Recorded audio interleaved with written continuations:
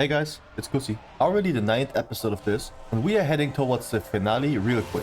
210 rating to go, and we are still not done with the same week of affixes.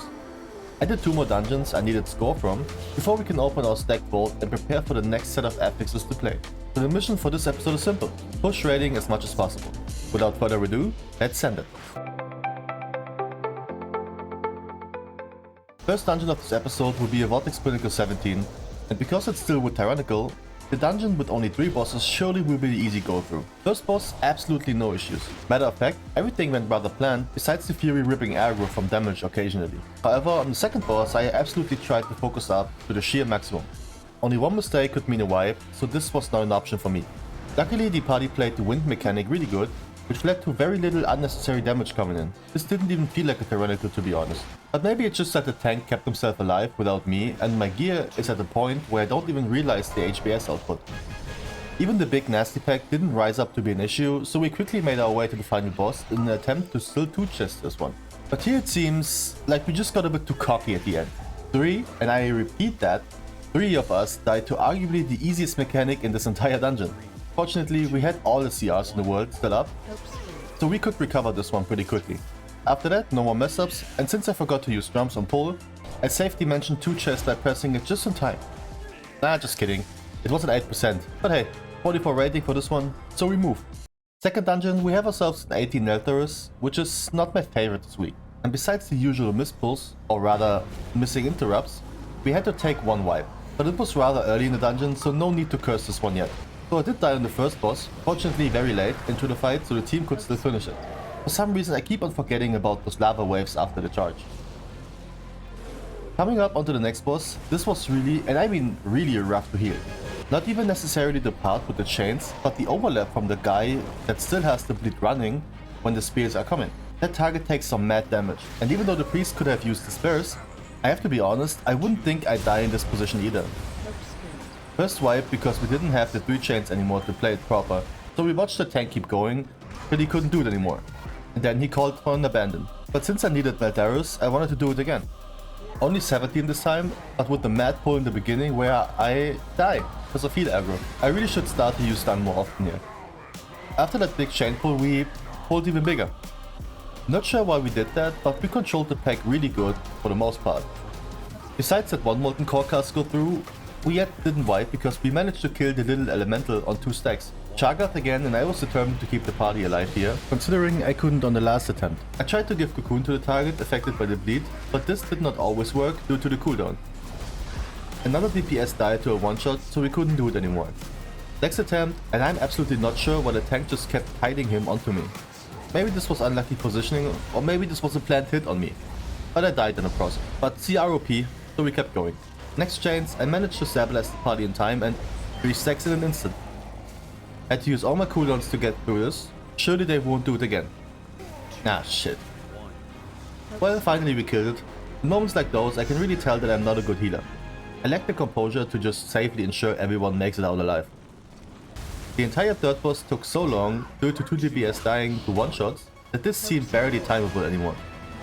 On our way to the final boss, we lost further time because we had to grab another pack of trash in order to skip the final group of mobs, which turned out to be still not enough. Well, we killed the boss, and then one more mob after to finish this key, and of course I get an item that I traded to the guy that seemingly got boosted. But this was it for this week. After, I don't know, 12, 14, 15 dungeons done this week, I was drained, but yet excited for the vault. And here's what we got for our hard work and the stress we had to go through. Are you kidding? A wrist? Come on, bro. Yes, it's an item level upgrade, but wrist has so little stats that it barely makes a difference. Already defeated on the reset day, I checked the affixes and saw, oh god of mercy, this will be a rough week. How rough you think? Let me show you. Nidarian Slayer 18, abandoned. On this Nidarius 18, I asked the tank not to overpull on trash cause the bleed really hurts, and then he said that he won't play the key with me, via Google Translator. A bit of a douche, but at least he was polite about it, so I left on my own will.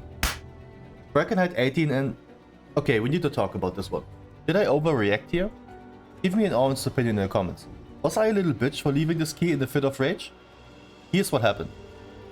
The tank wanted a big pull with lust, but we didn't manage the sanguine proper. Then he kept going and already pulled the next pack before the first was even down, which led to all of the DPS and me just running towards the next pack. Yet the War Scout thought it's a good idea to just fear everybody, which led to more mobs and some death. We couldn't free the NPCs because he kept chain pulling so fast, and I had to do them after I died on the way back. Next he double pulls again, and keep in mind I'm playing Fist Weaver, so I have to play in melee. But my issue is that half of those mobs just turn around and slap me whenever they feel like it, being hit by a random ability, a gaze, or just a random bleed, so I was very scared to go into them. Also because there are so many, the entire party takes mad damage throughout this fight, and I was absolutely stressed out of my mind. We wiped there, and on the next pack I got triple blasted by 3 ads within a second with an earth bolt each.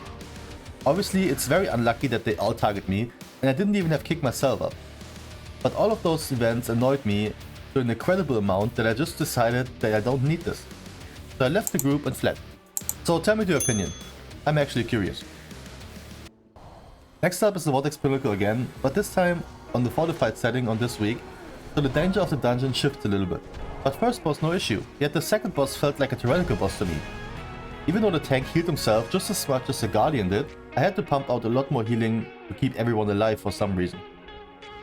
The last trash pack of the dungeon is always a league of its own, and even though we played it actually pretty good, and only had the lock dying to the lightning lash, which he did multiple times this run, the only actual issue was that we healed the big mob up to max HP with Sanguine.